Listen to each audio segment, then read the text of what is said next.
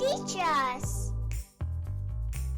Hi everyone, welcome to another episode of Rozi Faith Teachers. Today I'm going to take you through how I do financial calculations for my clients. So let's begin. For an example, they are able to sell their house at 640,000, right? And they have an outstanding loan of about 75,000, okay? And the husband has paid 175,000, yeah? And the wife has used 199,000.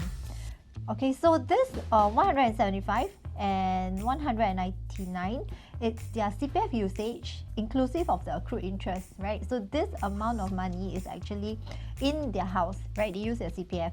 So how do we do the calculations? It's actually very simple, right? You just have to take 640 minus 75,000, right? Because you've got to clear this loan. And then what will happen is that these two amounts here would actually go back to their CPF, right? Back to CPF OA.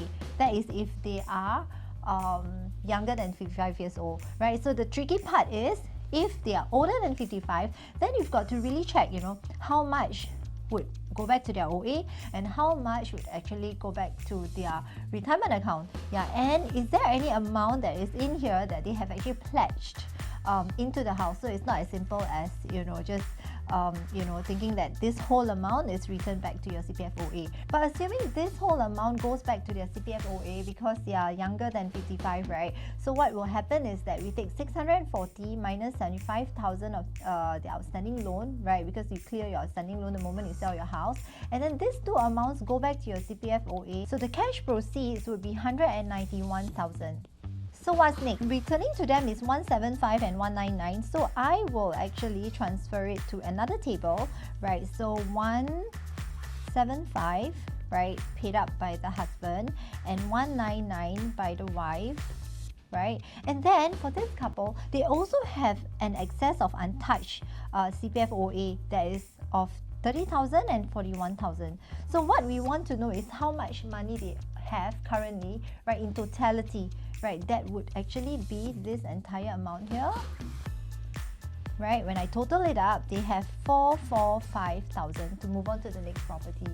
And of course, the other components that I need to find out from them, like for instance, do they have any CPF OA in investment that they want to liquidate? If not, never mind, right? What's their monthly contribution and what's the grant that they can possibly get if they, apply for another type of house after this, where if their first house they have not applied for any grant and stuff like that.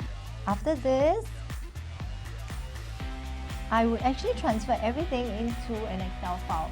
I call this the Affordability Matrix. As you can see, right, all the figures that I gathered from them are all here.